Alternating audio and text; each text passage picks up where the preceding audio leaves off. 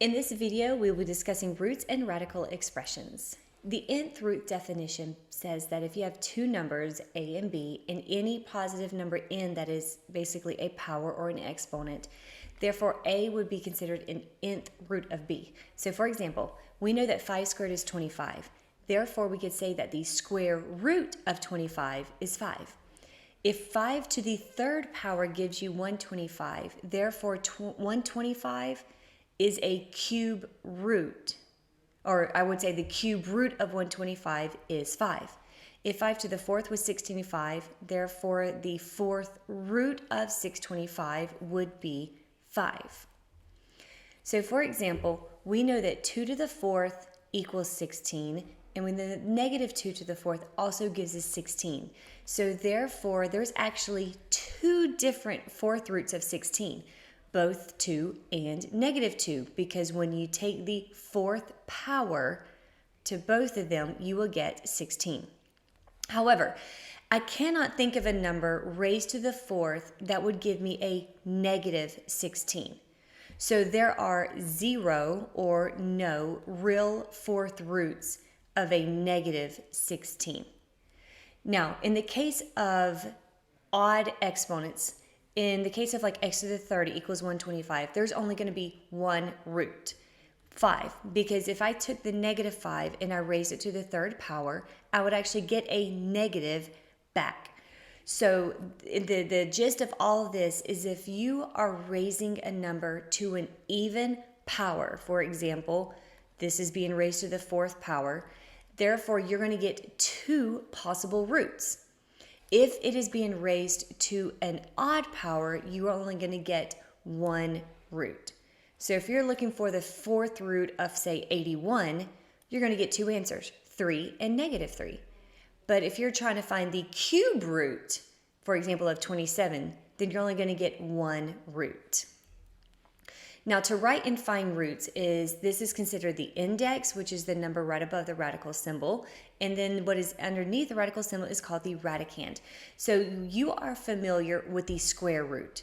Technically, there is a 2 there, which is just never written because it is understood as being the square root. So if I wanted to find the cube root of a number, I would put a little 3 for the index, or a fourth root, and so on. So for example, if I wanted to know the fourth root of 16, then I would write it as the fourth root of 16. If I wanted to know the cube root of negative 0.125, then I would write it as the cube root. And the sixth root of 1, I would write as the sixth root of the number 1.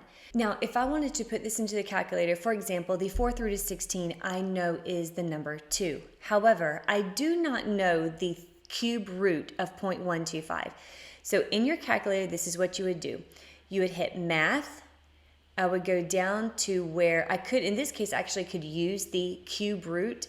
So I would hit enter, and I want the cube root of a negative 0.125 and hit enter, and the answer is 0.5. The sixth root, obviously the answer is 1 because 1 to the 6th is 1, but let's just say it's a sixth root of a number that you do not know. You would go down to the number 5 where it gives you, it's basically telling you what is any root that you want to put in, hit enter, and I would want the sixth root of, like in this case, the number 1. Hit enter, and your answer is 1. Now, some of you may not have a calculator that will have the number put here. In that case, if you have something that looks more like this, and you hit math, when you go down to number 5, it's actually going to give you the letters A and S. So what you do is if you want the sixth root, you're going to hit the number 6 first, then go to math, go down to X, then it now is the sixth root of 1, and then you could hit enter to find your answer. So depending on which calculator you have, you might have to write the number first for the root, or you can go ahead and put it in after you hit math. So now let's simplify square roots that are not just numbers, but are actually exponents. So for example, the square root of x to the 8th is actually the expression x to the 4th. Because how many square roots are in 8? And there are 4 of them.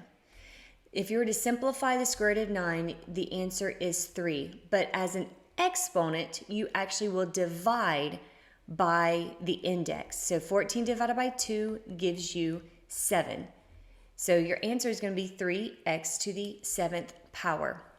The square root of 28 is not a perfect square. However, it does have a perfect square in it. So the square root of 28, you have to divide using a number that is a perfect square. For example, the square root of 4. The square root of 4 is the number 2. You cannot take the square root of 7, and so your answer would be left with 2 square roots of 7. Now, in this case, x is being raised to an odd exponent. So you got to think this is a square root. So you got to think 2 goes into 11 how many times? It goes into it 5 times with 1 left over. So if you look at it in this case, this is a square root. So 2 goes into 11 5 times, which is why you bring 5 x's out. And then 5 times 2 is 10. And you have 1 left over on the inside of the radical. Now you don't actually have to put an exponent of 1 from there. So to simplify a square root of 72, x to the 23rd, first you got to figure out what 2 numbers multiply to give you 72. And you got to think of the biggest perfect square that can get you to 72, which is going to be 36. 36 times 2 will get you to 72. And then you have x to the 23rd. Now, the square root of 36, okay, the square root of 36 is 6, and you have the square root of 2 underneath the radical. Now you deal with the exponents. This is a square root, so 2 goes into 23 11 times with 1 left over. So if it is a whole number like the square root of 9, the square root of 28, you find perfect squares that go into it. If it is an exponent, you're going to divide by the index. This is a 2, so 2 goes into 8 4 times. This is a 2. 2 goes into 14 7 times. There are no exponents here. 2 goes into 11, we just discussed, 5 times with 1 left over. In this case, 2 goes into 23 11 times, and again with 1 left over. So in this case, the square root of 44. So the square root of 44 is going to be 4 times 11. And then we have x to the 12th, y to the 9th. So the square root of 4, we know is 2. And then we also know that we're going to have a square root of 11 on the inside. Now, x to the 12th, this is an exponent. So you divide by the index. 2 goes into 12 6 times perfectly. And then 9. 2 goes into 9 4 times, which is 8, and there is 1 y left over.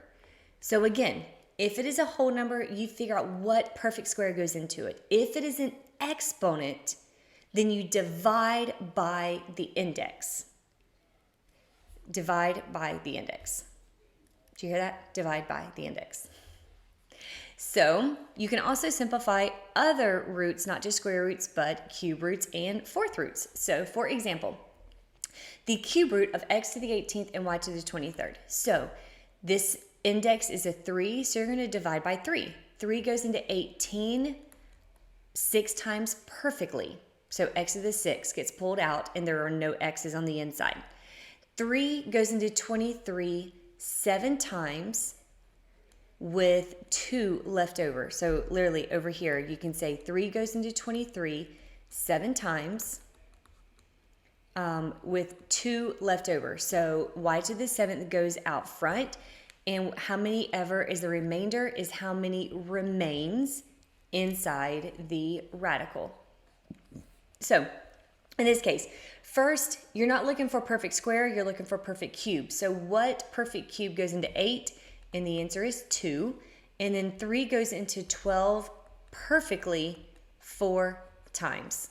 So your answer would be 2x to the 4th. Same thing again. What perfect cube goes into 32? So the perfect cubes, 1 cubed is 1, 2 cubed is 8, 3 cubed is 27, 4 cubed is 64, 5 cubed is 125. So which of these numbers goes into 32? And the answer is 8. So I can rewrite this as 8 times 4, and then x to the 15th, y to the 10th. The cube root of 8 is 2, and then I'm going to have a cube root of 4 left on the inside. Don't forget the index. And then the rest are exponents, so divide. 3 goes into 15 5 times with no left over, so there's no x's left on the inside. And then 3 goes into 10 3 times with 1 left over. Because 3 goes into 10 3 times. 3 times 3 is 9. 10 minus 9 is 1. There's 1 left over. And last, we can also do a fourth root. So first, you got to figure out what is the fourth root of 16, which is 2 again. And now you deal with the exponents. The exponents, you just divide by the index. 4 goes into 11 2 times with, let's see, 4 times 2 is 8. 11 minus 8 is 3, so there were 3 x's left over. And then 4 goes into 17 4 times. 4 times 4 is 16. 17 minus 16 is 1.